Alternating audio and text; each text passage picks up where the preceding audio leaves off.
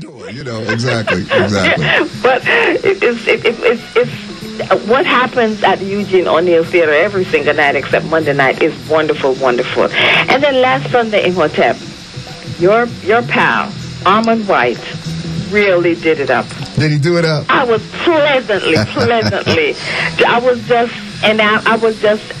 was just, my mouth was open, just listening to some of the things he was saying. As a matter of fact, I just sent you an email of a YouTube snippet of it that's going around. So there's like 3 snippets, beginning, middle, and end, and you can catch some of the things he said. But most of what he said, I had no idea about with Michael Jackson and the filmmaking aspect. You know that Michael was so into making film. He was indeed, and the parallels that Armond drew, like one example was, everybody knows "Beat It" and the parallel with West Side Story with the gang fight and everything. Absolutely. But I didn't know that in the movie West Side Story that the word "beat it" was actually spoken.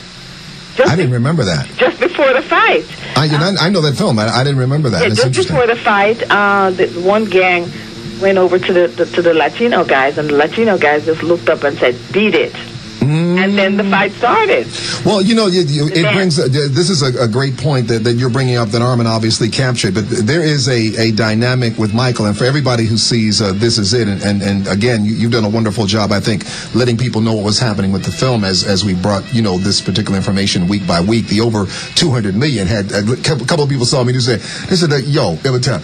Did that have that information right? I said, no, listen to me. I said, sister was probably downplaying the numbers by the point she was putting them on the air, But I was going to say that the film serves so many different purposes in relationship to understanding Michael at a deeper level in terms of the level of what makes him really qualified to be the greatest entertainer who ever lived, because he truly did study the entertainment business. Yes. And that point that you're making, that Armond picked up on about West Side Story, is there in so many other different things that Michael does. The Charlie Chaplin piece that people saw, for example, at the service and whatnot, or the reason that an Elizabeth Taylor and some of the other giants of Hollywood had another kind of affinity, because they saw that he actually was taking that tradition to another level. And the irony of ironies is how many black performers wound up either being unrecognized or not recognized, if you will, by the mainstream society,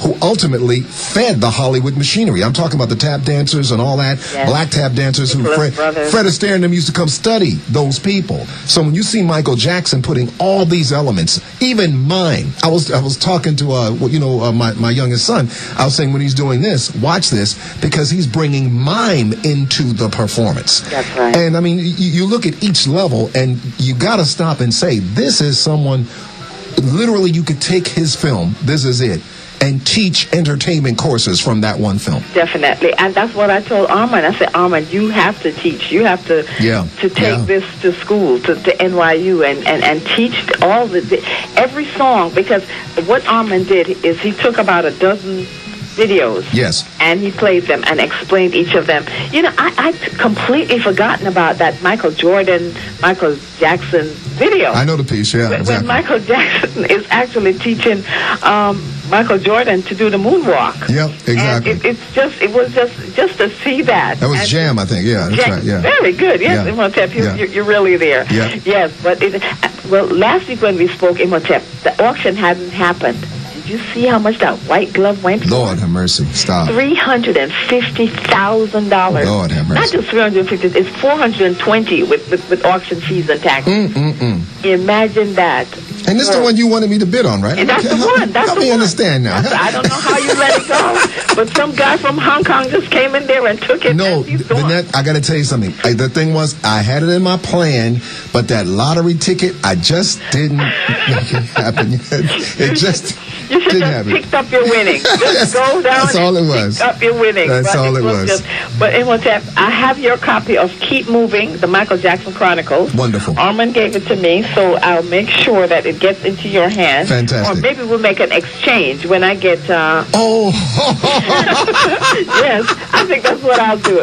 I'll make it an exchange. It's the Words of Power for Planet Africa exchange. That's right. When I get that, then you'll get this book. Okay, that sounds right. This week was just wonderful with all the things happening around. Listen, quick note. I don't want to let you go without some comments. Did you have a chance to catch much of the American Music Awards, the AMAs? No.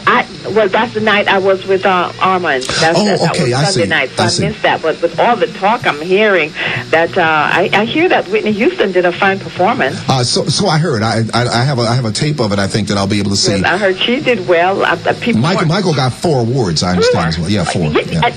Now he has 23, making him, he is the holder of the most American Music Awards in the world. He's had more than anyone else, and he got 4. I think the high scorer was Taylor Swift, who got 5. Okay. But he cleaned up with 4, which is amazing that posthumously, he would get 4 awards. He was such a big high scorer. But it seemed like it was pretty controversial with this guy from American Idol, and it just, Rihanna, it sounded like it was full of things to talk about the entire week. Yeah, it seems like it. It seems like it for sure. Listen, love you much, sis, and I'll get that piece to you for sure. Take care. All right, definitely. love you. Vinette K. Pryce joining us as well for our holiday weekend. Appreciate her taking the time out to be with us inside of this evening's GBE, the Global Beat Experience. Well, stand by. Coming up in our next hour, as I mentioned to you, we will actually be giving you just a taste of a 67th birthday tribute to Jimi Hendrix. The late Jimi Hendrix's birthday was is celebrated, I should say, on this November 27th. He was born in 1942. I will share with you some of the music of Hendrix and also a tribute CD called The Power of Soul that has some amazing people on it that I'll talk about this week, and we'll play a few of the other tracks that we missed last week as we were setting the stage for this. And, of course, we got some Hendrix originals coming up in that next hour, too. All that tonight inside of the Global Beat Experience at 99.5 FM WBAI.